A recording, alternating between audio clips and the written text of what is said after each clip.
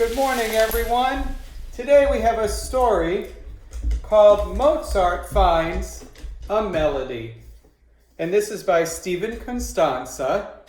And in this story, he chases his pet starling, his pet bird, around because she has a beautiful melody or main tune to sing for us all. Chenzo's going to sing a song for you right now, I think.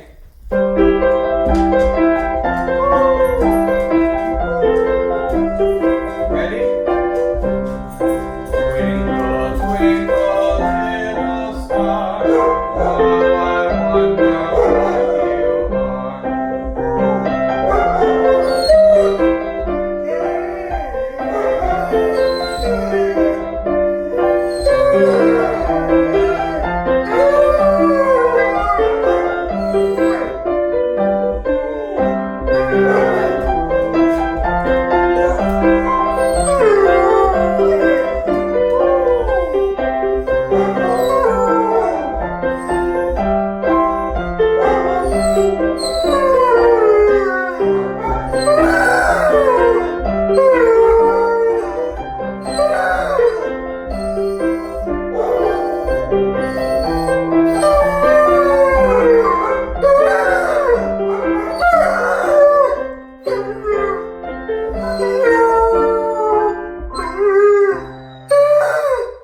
Good job, Vinny. Good job. Vinny was singing a melody or tune that you probably recognize, and it is Twinkle, Twinkle, Little Star. Well, Mozart, the composer whose full name is Wolfgang Amadeus Mozart, wrote variations on that same melody, which means he took that melody or main tune and he changed it around, he added things to it, and he made it sound really, really interesting to us. What do you think, Vinny? Did you like that? And now we're going to hear the story of Mozart Finds a Melody. We're back with Mozart Finds a Melody by Stephen Constanza. And as you listen, in the background I have played the melody that you heard me play before, or main tune. Now it's called, we know it anyway, as Twinkle Twinkle Little Star. It's an old tune that comes from France, and Mozart took that simple tune that you know, that Vinny sang with me before, and he was able to change it. And that's what we do, we call making a variation or a change on something. On a fine spring day in the imperial Austrian city of Vienna, Wolfgang Amadeus Mozart glanced at the clock against his wall and sighed a great, long sigh. "Goodness me," he said, "I must compose a new piano concerto to be performed this Saturday evening. Here it is Monday, and I can't think of one single note."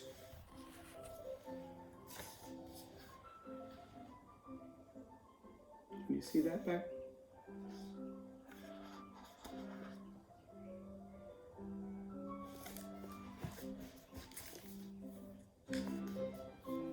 For the first time in Wolfgang's life, the famous composer was at a loss for a tune, a melody he was trying to compose. He tried to get every trick to get his imagination going. He sang standing on his head. He played his violin in the bathtub. He even threw darts at the blank music paper, hoping the holes would form an interesting melody on the staff lines. Alas, nothing worked. "Oh dear," he said, "what on earth am I going to do?"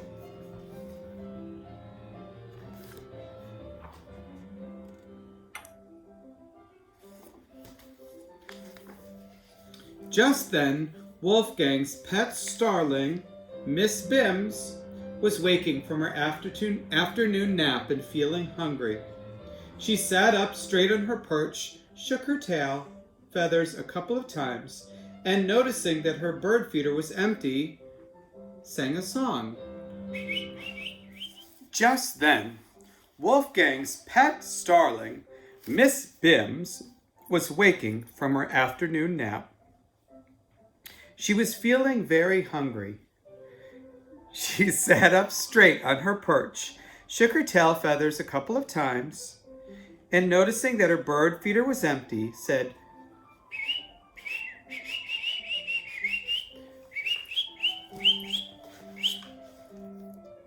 "All right, Becker, you can't stand right there." Said Wolfgang, looking up at the bird and rubbing his chin. "Not bad," said Miss Bims, making another melody or main tune. Yes, that was lovely," said Wolfgang, and he started scribbling down some notes. Cried the birdie. "That's it," shouted Wolfgang. He jumped from his chair and he danced a jig on the way to his forte piano, where he started to play the starling's melody. And what a fine tune or melody it was.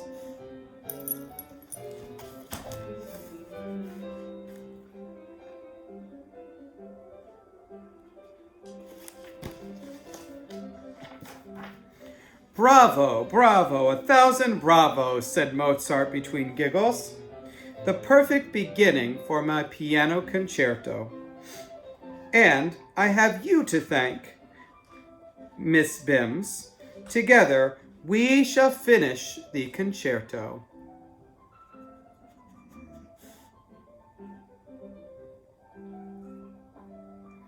"Well now, there's no bird seed in your feeder. How careless of me. We can't compose on an empty stomach. Lunch is served." Wolfgang grabbed some bird seed and opened the cage door and said, "First, 1,000 kisses from your humble friend."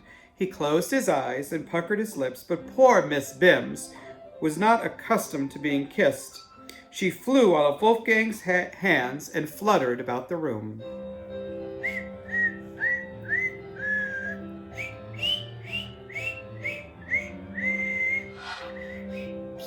Can you hear the melody or the tune being played? Now, it sounds a little different, but it's still Twinkle Twinkle. It's the same melody. The more she flew, the more alarmed she became. She fluttered under the forte piano, then flitted about the ceiling, after which she swooped under the desk chair, changed directions, and darted straight out the window. And there she went.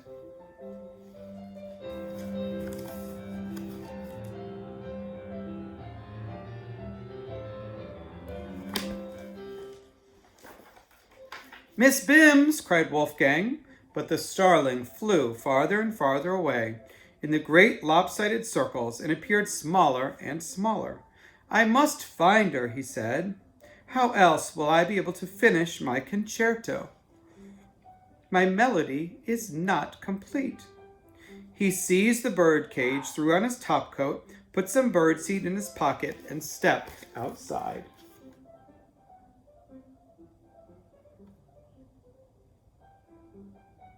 Can you see Miss Bims up here in the corner?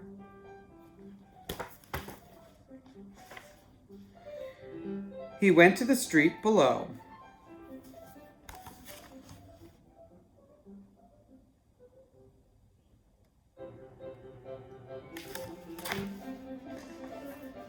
Now, Wolfgang's apartment was located in the Graben, which stood next to the Kohlmarkt, one of the busiest and brightest markets in all of Vienna. Walking a few paces, the composer cleared his throat and cupped his hand to his mouth. "Here, birdie, birdie, birdie," cried Wolfgang. "Come to me, my plumed little nubbin, my little beaked bagatelle, my feathered little chirpy." The good people of Vienna pretended not to notice the little man with the bird cage, but some couldn't refrain from pointing and talking about themselves. "Surely this Mozart has gone mad," they whispered.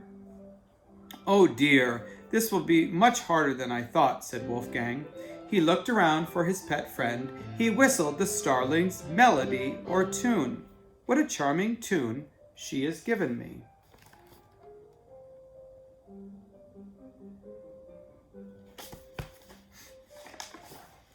Soon enough, Wolfgang came upon Herr Schaffel, the baker, and catching him in the window of his shop, he asked, "Excuse me, Herr Schaffel, have you seen my pet starling? She's about this big, and I need her to help me finish my piano concerto."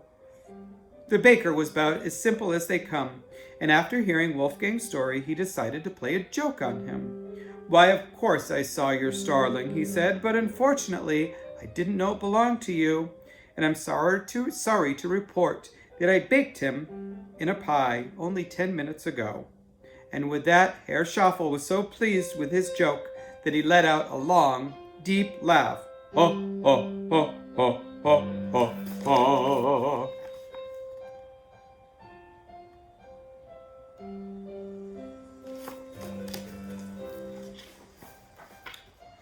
Acknowledging the baker's wise crack, Wolfgang rolled his eyes and headed straight for the door, then abruptly stopped in his tracks.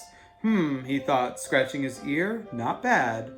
"Ho, ho, ho," bellowed Herr Schaffel, and the more he roared, the redder he became. "That was lovely," Wolfgang replied. He scribbled down some notes. "A little more vibrato, if you please, Herr Schaffel." Indeed, the shop began to shake at its very foundation, and the baker was so beside himself that he had to leave the room. "My, these basses will do very nicely," said Wolfgang, looking at the page. "Thank you, Herr Schaffel. Good day."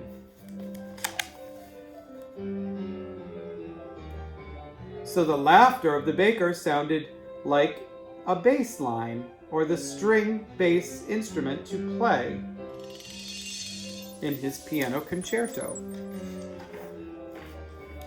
And through the city continued Wolfgang, calling out for Miss Bims. He searched high and low for his dear friend, scattering birdseed along the way, and he whistled the starling's melody or main tune. The sounds of the street began to play in his ears. The rattle of the carriage wheels mingled with the squawks of geese and the barking of dogs. The hum of the coffee houses kept perfect time with the clanging of church bells. The entire town came alive with musical possibilities, and it all went into his music.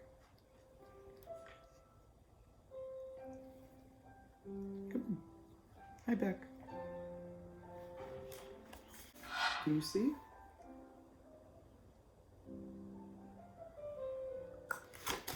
Let's see what happens next.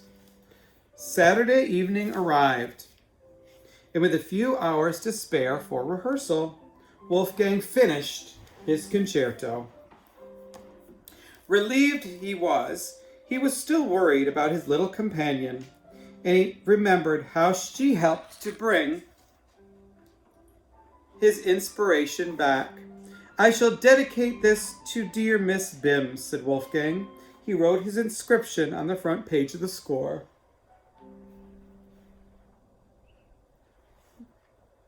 So he dedicated the song to his bird.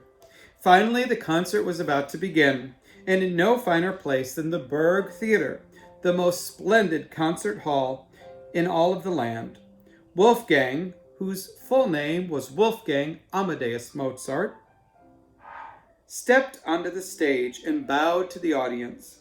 Taking his place at the forte piano, he turned to the orchestra with his hand in the air, and all fell silent.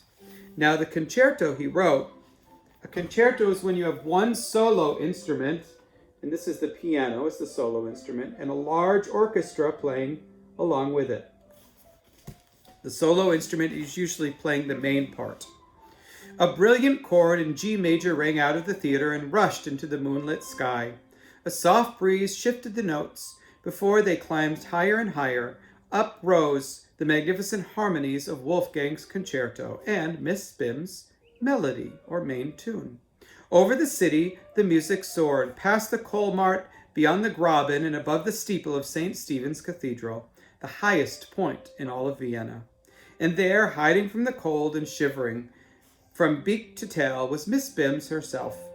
Now, whether you have wings or not, the top of this particular cathedral is no place for anyone, especially if you're a hungry starling who has lost her way and has a cold into the bargain.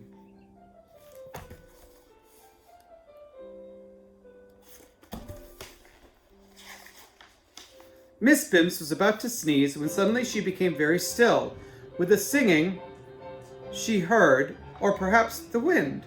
She stretched her neck out a little farther, straining to hear the familiar sound as it floated past her. She recognized it. It was her melody. And with that, Miss Bims summoned all her strength and leapt into the night air. First to the left she flew, losing the sound before curving to the right. And then straight ahead as the music grew louder and louder, past the coal mart, beyond the Graben, until she swooped down onto the roof of the Berg Theater and crept inside the open window.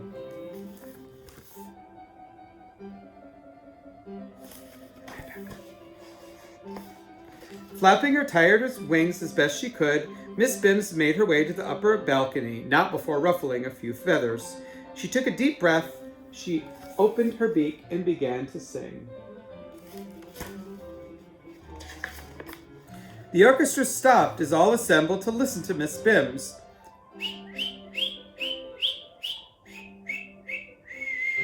She sang the melody with a beautiful little voice.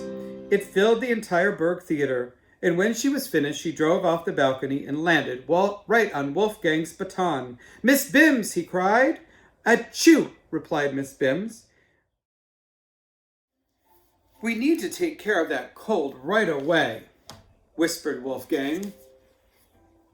"A warm cup of tea with honey, with some fresh cracked corn for you," he said, "as soon as we get home."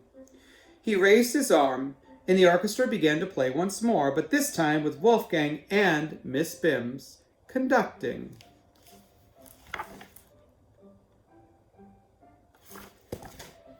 Hi, Beck. Come here. Later that evening, after a cup of hot chamomile tea, Miss Bims hopped back on her favorite perch. She shook her tail feathers a couple of times and settled down for a good night's rest, just like Nolan. Wolfgang tiptoed up to the birdcage, puckered his lips, softly whispering the starling's melody. Soon one voice joined another, and as their chirping and singing and chiming filled the room, a finer duet between two friends was never heard. At last, Miss Bims slowly closed her eyes as they reached the finale. Wolfgang checked the latch on the birdcage door this time, and before too long, he was also fast asleep.